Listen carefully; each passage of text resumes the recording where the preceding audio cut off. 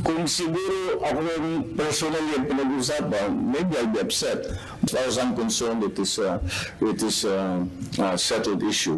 At magandang araw po sa atin lahat mga kabayan. Dismayado ang ilang senador dahil hindi pinagbigyan ni Pangulong Marcos ang kanilang request at kahilingan na umano'y dapat nang pauwiin sa China at palitan na itong Chinese ambassador sa Pilipinas na si Huang Xilian dahil umano sa kanyang mga pronouncement na nagsasabi na sa kanila itong West Philippine Sea dahil mas mainit pa ang issue ngayon. At mukhang walang ginagawa o manong aksyon itong Chinese ambassador sa ginagawang pang-aabuso ng kanyang bansa sa West Philippine Sea at lalo na itong magkasunod na pambobomba ng water cannon sa ilang tropa natin na naghahatid ng supply sa BRP Sierra Madre at binumba nga rin ang barko ng BIFAR. So ngayon mga kababayan po natin, ito ay hindi pinagbigyan ni Pangulong Marcos. Bakit nga ba?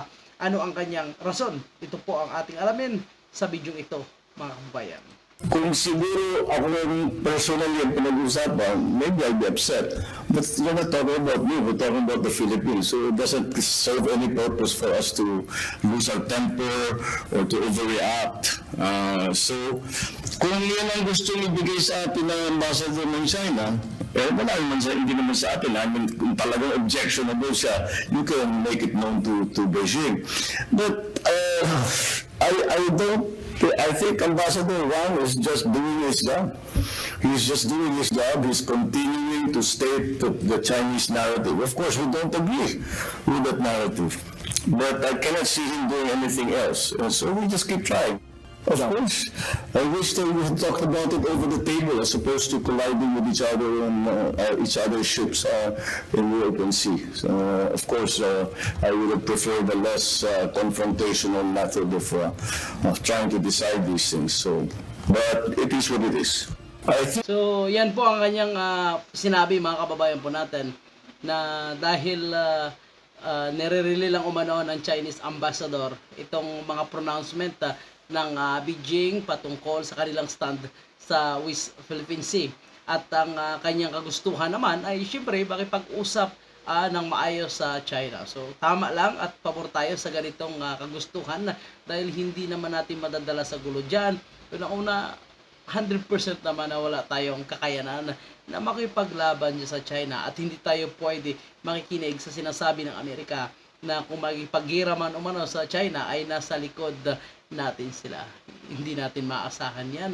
At isa sa mga itinanong kay Marcos, mga kababayan po natin, ay patungkol sa confidential fund ni Vice President Sara Duterte dahil ngayong araw sa kanyang pagbalik sa Pilipinas ay baka bukas o sunod na araw ay posibleng pipirmahan niya na itong budget na inaprubahan ng BICAM, mga kababayan po natin, na mahigit 5 trilyon na pondo at alam naman po natin na itong House of Representatives ay dinagdagan nila ang kanilang pondo which is illegal umano ito ayon sa ilang mambabatas at ilang senador po natin at ilang political expert.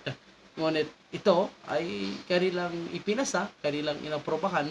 So para sa kanila ito ay legal.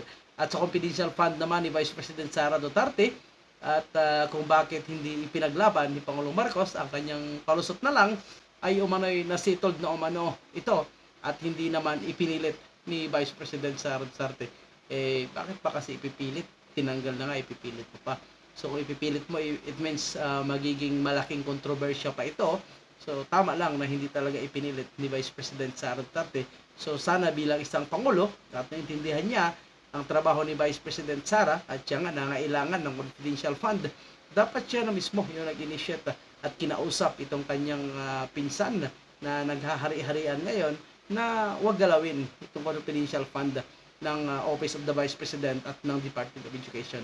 So ganoon pa man, dahil wala tayong maasahan ngayon kay Pangulong Marcos pagdating sa issue kay Martin at kay Vice President Sara Duterte, inaasahan na natin na hindi niya talaga ito ipaglalaban, mga kababayan po natin. Narito ang kanyang pronouncement. Both the Prime Minister and I agree ASAP. Lahat ito is as soon as possible. Yesterday, if not sooner. That was actually the initiative of the Vice President. I'm talking about the confidential funds, and to not insist that they have such a confidential fund. So I think, as far as I'm concerned, it is a settled issue. So, settled issue na umano itong mga kababayan po natin. So, bakit ito pa i-insist? Pilit na nga na tinatanggal. Gusto pa i-insist.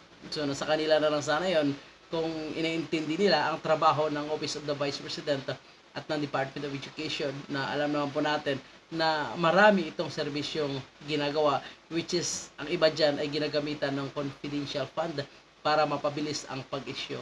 So, ganun pa man, walang ginawang anomalya itong Office of the Vice President, kahit may mga apila pa sa korte patungkol sa illegal umano ang paggastos ng naunang confidential fund na ibinigay ng Office of the President. So, nanindigan naman itong Office of the Vice President na umano'y korte na ang magdedesisyon basta't nagsumiti na sila ng kanilang counter affidavit explanation patungkol sa isyung ito.